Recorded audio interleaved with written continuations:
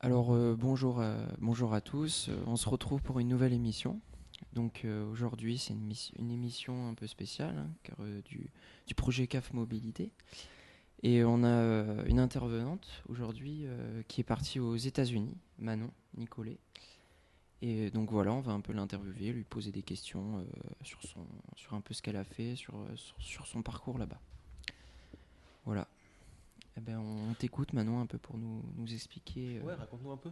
Voilà. Et ben, du coup, je suis partie en juillet 2021. Je suis partie environ 5 mois aux États-Unis. Je suis partie dans une famille d'accueil. Euh, je suis rentrée en décembre 2021 et j'ai fait du coup de août à décembre. Je suis allée au lycée comme l'équivalent de la première là-bas. Et du coup, j'ai été dans une famille d'accueil, un couple qui était vraiment adorable. Et j'ai été avec une autre étudiante d'échange qui avait un an de plus que moi, qui était autrichienne, qui s'appelle Jenny. Et puis voilà, j'ai suivi les cours. Et après, en décembre, je suis rentrée. Ok, et t'es partie vers où dans les États-Unis? Quel état? Peut-être quelle ville? Je suis partie en Californie, dans une petite ville qui s'appelle Turlock. C'est à peu près égale distance de San Francisco à Los Angeles. D'accord. Euh, bah, euh, Question simple, qu'est-ce qui t'a motivé en soi pour aller là-bas? Bah, déjà, un peu le rêve américain, les clichés, les stéréotypes qu'il y avait. Euh, Après, j'étais déjà allée aux États-Unis 2 fois avant ça, et du coup, ça m'avait trop plu et je voulais trop ben, vivre un peu là-bas. Et, euh, et ouais, voilà, dans les films où t'as vraiment le stéréotype du lycée américain et tout. Bah justement, dans ce lycée, vu que tu y allais, est-ce que c'est une organisation qui est différente par rapport à ici, par rapport à la France? Niveau scolaire ou Ouais, juste comment c'est organisé là-bas, comment ça se passe? alors là-bas, c'est beaucoup plus facile. C'est pour du coup moi, j'avais l'impression que c'était hyper facile d'avoir des bonnes notes parce que du coup, c'est tous des trucs qu'on avait déjà fait ou voilà. Et après, tu choisis tes classes. Tu as obligatoirement anglais et maths que tu dois avoir dans ton emploi du temps. Mais tu choisis quel type de maths. Et la classe d'anglais, tu peux pas choisir. Mais après, tu choisis euh, 5 autres matières. Et chaque jour, c'est le même emploi du temps répété qui est de 8 heures à 15 heures. Et du coup, voilà. Après, le niveau, il est quand même assez simple. Mais au début, c'était difficile parce que du coup, je parlais pas forcément hyper bien anglais. Mais après ça allait, j'ai pu comprendre. Et est-ce que tu aurais d'autres difficultés que tu as rencontrées à nous dire? Ben, le langage, forcément. Au début, je pense fin juillet, août, je parlais vraiment pas. Mes réponses étaient oui, non ou je sais pas. Et, et du coup, après, j'ai pu parler, enfin beaucoup mieux parler, mais là-bas, ils s'en foutent un peu des erreurs tant qu'ils comprennent. Du coup, c'est cool. Et ouais, le fait, un peu le mal du pays aussi, le fait d'être dans un autre continent et d'avoir vraiment personne que tu connais. Bah, après, on a bien sûr eu des visios avant avec la famille d'accueil. Et tu nous as dit que ta famille d'accueil, ça s'était bien passé. Est-ce que le fait d'y arriver, ça a été difficile de s'intégrer au début, de s'adapter? Euh, Forcément, il y avait du coup la barrière de la langue, mais je suis tombée dans un couple où ils étaient vraiment hyper cool, adorables, où ils avaient déjà eu une étudiante d'échange avant, de Suisse, je crois. Et ça s'était super bien passé. J'ai eu la chance de tomber dans une famille où ils avaient quand même une grande maison. Ils avaient une cinquantaine d'années et on a pu vraiment faire plein de trucs. Et ça s'est tellement bien passé avec eux que j'ai rien à dire sur ça, sur les problèmes. Et est-ce Très que bien. tu penses que si quelqu'un voudrait faire Expérience? la même expérience que toi, tu aurais des conseils pour l'intégration? Déjà de vraiment parler avec la famille avant d'être arrivé du coup aux États-Unis. ou dans un autre pays, de vraiment discuter, d'apprendre à se connaître et tout, même avec, par exemple, si on tombe avec une autre étudiante d'échange, d'apprendre à la connaître parce qu'elle va vivre tous les jours avec toi. Et, et c'est bien d'être amis, d'avoir des connaissances et tout. Et ouais, c'est pas mal, je conseille. Alors, ça, je me demande juste, est-ce que par rapport à l'étudiante d'échange, est-ce que vous étiez sur des périodes similaires ou est-ce que elle était là depuis longtemps avant ou elle est repartie pendant que tu étais là ou c'était à peu près en même temps? On est arrivé le même jour. D'accord. On a failli avoir le même avion, mais on est arrivé le même jour. Je crois que c'était le 29 juillet.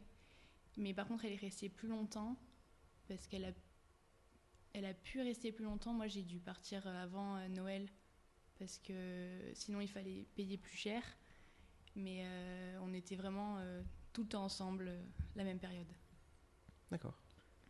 Et suite à cette expérience, tu aurais un parallèle à nous faire avec les idées que tu avais, donc les stéréotypes que tu as rencontrés par rapport à l'idée que tu t'en fais maintenant du pays? Ben, l'idée du pays, j'avais la même parce que du coup, j'étais déjà allée avant aux États-Unis. Le lycée, je m'y attendais pas à ça parce que je suis tombée dans vraiment un petit lycée d'une petite ville et du coup, c'était très différent des films, c'est-à-dire qu'il n'y avait pas les longs couloirs avec les casiers et tout, c'était un lycée à l'extérieur, dire que les couloirs c'était à l'extérieur, donc quand il faisait froid, il faisait bien froid. Mais sinon, le lycée, c'est vraiment le truc qui a été très différent comparé à celui d'ici ou comparé au film. Eh ben, moi, je me demande juste, est-ce que outre la langue et toutes les connaissances que ça t'a apporté, les capacités, etc., est-ce que tu considères qu'il y a une autre expérience que ça t'a apporté, est-ce qu'il y a autre chose que ça t'a apporté que la langue, par exemple? Bah, j'ai pas pu sortir de l'état parce que du coup, il y avait des feux tout autour. Du coup, on pouvait pas sortir, mais j'ai pu découvrir aussi plein d'endroits. Et, ouais, à part la langue, je sais pas vraiment. Après, ouais, c'est varié, c'est un espace particulier, c'est un autre pays, quoi. C'est totalement différent. Mais quoi qu'il arrive, t'as aussi appris, t'as aussi appris à genre parler à des gens, juste aller voir les gens pour essayer d'apprendre des choses. Ah oui, oui, oui. Bah, ils savaient tous qu'il allait y avoir 2 étudiantes d'échange qui allaient arriver. Du coup, moi, j'étais pas au courant qu'ils savaient. Ils sont tous venus vers moi. Ils étaient vraiment tous hyper gentils au lycée. Du coup, super bien accueillis. Oui, donc c'est vraiment une expérience enrichissante que tu conseilles. Ouais, Ouais. je conseille. T'as des œuvres qui t'ont donné envie, t'as un film ou pas particulier qui t'a donné l'envie d'aller visiter les États-Unis? Et si jamais c'est trop vaste comme sujet, est-ce qu'il y a juste des films sur les États-Unis que t'apprécies particulièrement? Il y a par exemple, les films de policiers aussi qui montrent bien la ville. Il y a par exemple High School Musical où on voit vraiment la vie dans le lycée, mais qui est différent. Je pense que si on tombe vraiment dans une grande ville du style San Francisco, Los Angeles, ça va être des grands lycées, ouais. Ouais, le même. Mais là, je suis tombée vraiment dans un petit lycée, du coup, c'était vraiment différent, mais Ok. Oui, c'était un investissement, c'était un établissement différent, donc c'était pas forcément les mêmes structures, donc c'était pas la même vision qu'on a de base. ouais, c'est ça. Ok. Alors justement, tu parlais tout à l'heure du lycée et de comment tu étais venu au lycée et comment tu étais arrivé aux États-Unis. Et on se demande d'ailleurs juste comment se sont passées les démarches, comment tu t'es organisé pour aller là-bas. Est-ce qu'il y avait une entreprise, une organisation qui t'a aidé à gérer ça?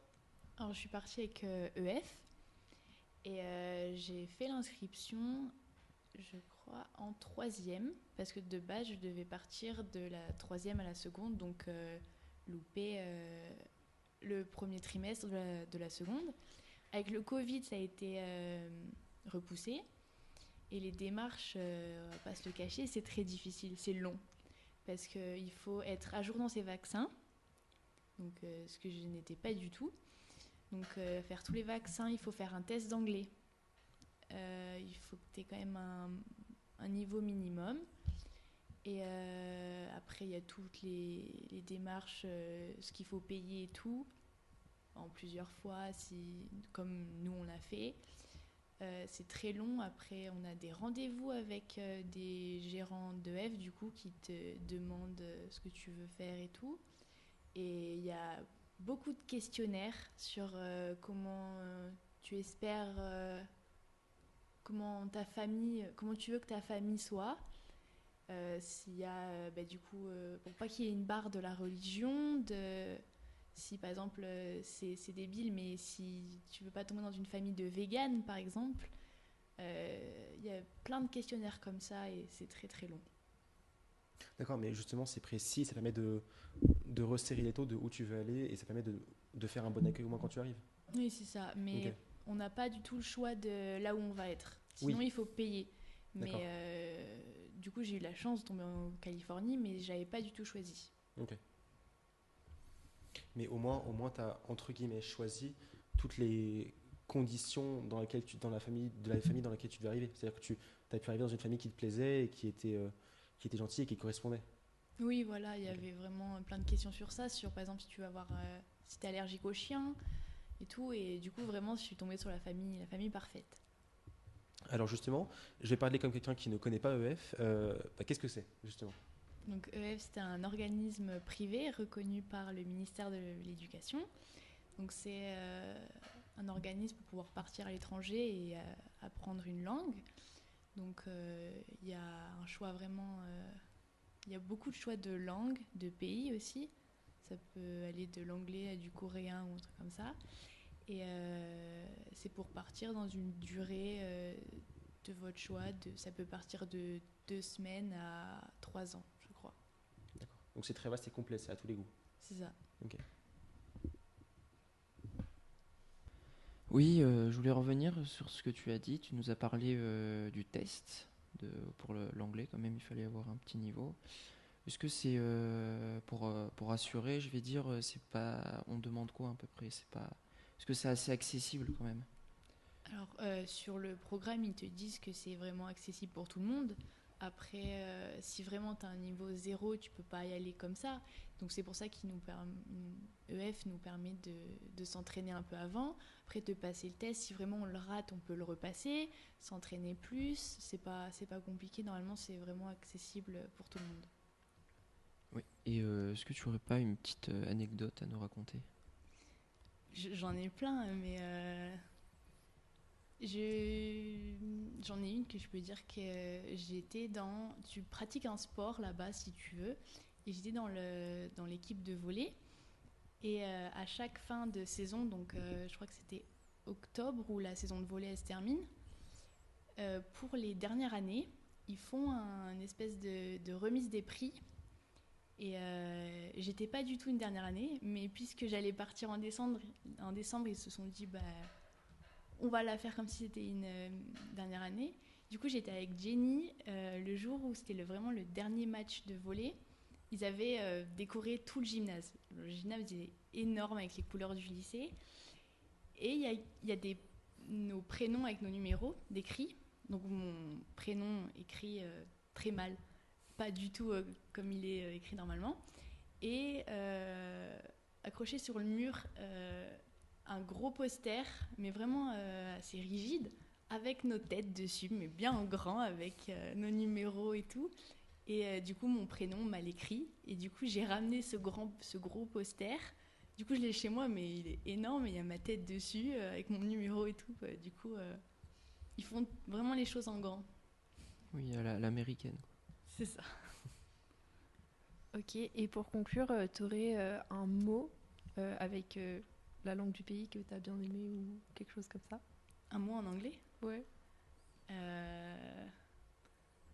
Amazing. Je sais pas, c'était incroyable. Donc, j'ai rien d'autre à dire sur ça. Bon, mais merci Manon, hein. Ouais, merci bien. De rien. On va passer au petit coup de cœur de l'équipe, hein, les petits coups de cœur culturels qu'on fait habituellement. J'ai pas grand chose, on a pour le coup des sorties cinéma qui sont attendues. On a le prochain Black Panther qui va sortir prochainement, qui est très attendu aussi. Oui, Euh, à l'heure où vous écouterez l'émission, il sera sorti depuis 2 jours. Voilà. Vous pourrez aller le voir au cinéma. Bon, on vous le conseille alors. Puis moi j'ai vu pendant les vacances, gros coup de cœur sur le film Simone, qui trace, c'est un biopic sur la vie de Simone Veil, qui est jouée par Elisa Weisheimer Weisheimer ou voilà. Je me rappelle plus trop bien de son nom, et donc c'est vraiment un film très émouvant, et il y a eu quand même des critiques dessus, un peu de tous bords, mais moi je trouve vraiment que c'est un film touchant, et c'est bien pour se souvenir. Voilà. Et c'est important de se souvenir. Alors moi j'aurais une petite sélection culturelle que j'ai écoutée pendant les vacances, enfin que j'ai regardée pendant les vacances. C'est un documentaire sur Amazon Prime, donc exclusivement. Ça s'appelle du coup Ne montre jamais ça à personne. C'est sur le rappeur français Orelsan. Du coup il a été réalisé par Clément Corentin, donc c'est le frère du rappeur. Et la saison 2 est sortie du coup en octobre 2022, très récemment. Et du coup je me suis dit, je vais regarder la saison 1 en même temps.